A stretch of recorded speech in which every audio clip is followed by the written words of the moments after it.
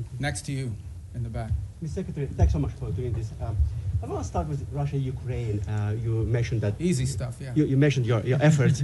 There are talks going on right now, starting today and this weekend in Miami. What are your expectations from those talks? And the president yesterday made it clear that he expects Ukraine to basically step up before Russia walks away. If you wake up in Odessa, if you're Ukrainian, this morning seeing Russians are bombing, your city, or if you turn on TV and listen to Putin, what he says, why would the Ukrainians, ignore what the Russians are saying publicly and believe in what they're hearing? Yeah, look, there's a reason why this war hasn't ended, and that is because there's complex factors at play. I know that sounds like a throwaway line, but it's true. What we have tried to do in this entire process, and let's be clear about this. I mean, the United States is engaged in this. The president says this, and I'll translate what I think he's trying to say to you in all of this, and I think he's been pretty clear about it, is it's not our war, it's a war in another continent. We have equities, we have engagement in this war, but it's not our war per se, but we have been told by everybody, I think everybody would agree, that there's only one nation on earth, there's only one entity on earth that can actually talk to both sides and figure out whether there's a way to end this war peacefully, and that's the United States. And we've invested a lot of time, a lot of energy at the highest levels of our government. I believe President Trump has had more meetings with foreign leaders and others on the war in Ukraine than on any other subject, including trade.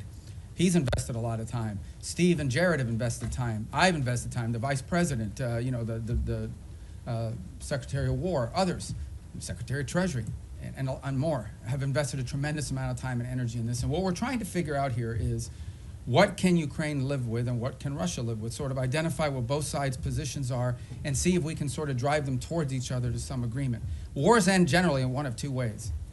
Surrender by one side for another or a negotiated settlement. We don't see surrender anytime in the near future by either side, and so only a negotiated settlement gives us the opportunity to end this war. A negotiated settlement requires two things: both sides to get something out of it, and both sides to give something. And we're trying to figure out what can Russia give and what do they expect to get, what can Ukraine give and what can Ukraine expect to get. In the end, the decision will be up to Ukraine and up to Russia. It will not be up to the United States. So that's the role we are trying to play in this. And that's why you see so many meetings going on. This is not about imposing a deal on anybody. It is about determining what both sides expect and need to have and what both sides are prepared to give in return for it, and figuring out whether we can have those two overlap. And of course, that takes a lot of time and a lot of hard work. It can't generally be done in the media or in press conferences. I think we've made progress, but we have ways to go. And obviously, the hardest issues are always the last issues. Yes. All right, I'm going to go to the next row, that gentleman right there with the glasses. Well, right behind you, because you're not the next row. That's the next row, right there. Yes. Thank you. I'd like to ask how you I'm view... sorry, I didn't see. Okay, go ahead. You can start. I hadn't seen you. I'd seen it, but you can go because you're first on that row. So. Okay, great. Thank you so much. As a well-oiled machine, ladies and gentlemen. So go ahead. I'm sorry, man. Thanks. I'd like to ask how you view recent escalation of tensions between Japan and China. You've been known for your tough rhetoric towards China over the years. Do you condemn China's recent provocative actions against Japan?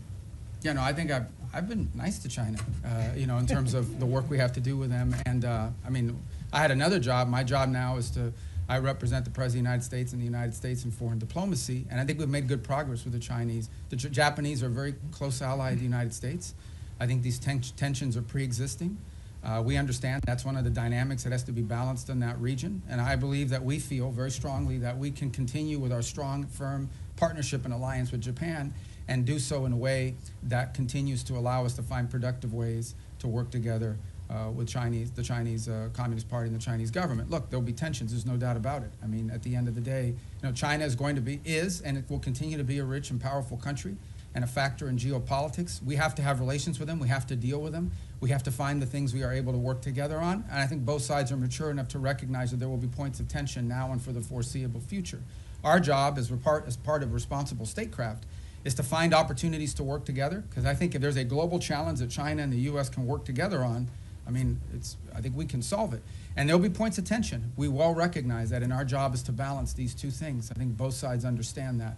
And I think we can do that without imperiling or in any way undermining our very firm commitment to our partners in the Indo-Pacific that includes not just Japan, but South Korea, and obviously if you extend further out, I don't want to leave anybody out, but India and Australia and New Zealand and all the other countries. And we also have growing and burgeoning relationships with countries like Vietnam. and even Cambodia, that we really haven't had, very close contacts with historically.